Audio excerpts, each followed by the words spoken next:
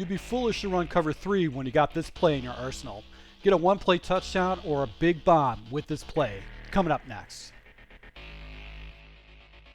Hey guys, this is Prometheus, guys, giving you more than meta. In the lab, working my Eagles playbook. You actually can access these formations basically by jumping onto my Patreon.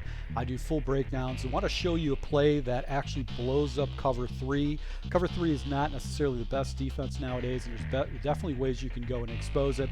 The play we're going to look in particular is going to be escape play. This is going to be out of the gun doubles Z close. And this is a play that you actually can find in multiple different playbooks, in particular the Chargers, the Colts, the Cowboys, the Panthers, Raiders, and the Saints, and obviously the Eagles too. The way this play works is that we're going to go ahead and use the post route to expose our opponent over the middle of the field.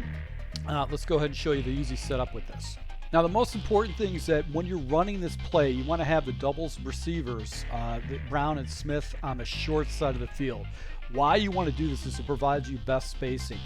Your key read is going to be whether the field is closed. Now typically post routes and a closed look are not something you want to throw, but because this basically blows up cover 3, you can use this against your opponent to get easy completions. Now what I like to do with this coverage is I want to go ahead and block all, and I'm going to streak up my tight end. And the reason I streak up my tight end is it actually goes ahead and it preoccupies the center free safety and pulls him out of position, opening up Watkins. Now another thing too is I want to protect any kind of pass rush off to the side, the left side of the formation, so I'm going to slide protect off to the right side and try to protect against that star rusher on the left side of the field. Now what I want you to do is watch Smith and how he pulls the deep third down, giving Watkins a free lane over the top. Now when I pass this play, I'm just going to go ahead, I'm not going to do any kind of pass lead, I'm just going to go ahead and essentially throw the ball up and just no pass lead, and just go ahead and rifle the ball when I get my feet set. So what this does is it's gonna put these two defenders, this guy right here and this third right here, in conflict.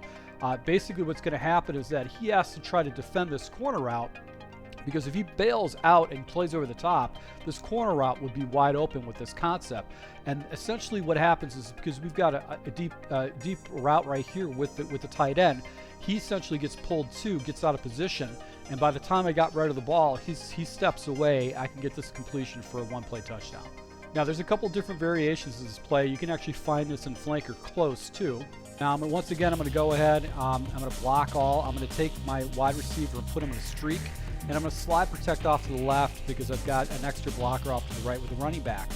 Now when I throw this ball is on his break, and the reason why is that it's going to allow me to go and hit that pass right away. Now that wasn't a very good wide receiver, so he didn't really get separation, but my timing with this here play is I want to watch once he breaks underneath the tight end, or underneath the tight end and basically over the safety. I'm going to throw that ball, and that's not going to push this ball out too far where this third could play that route. Now there's another play that you could jump into. So this is a concept, it's not necessarily a play, but in the tight Y off you could use shallow cross to do the same thing. So all I'm going to do is go ahead, block all. That's going to give me an extra blocker on the left side, and I'm going to go ahead and streak up the tight end.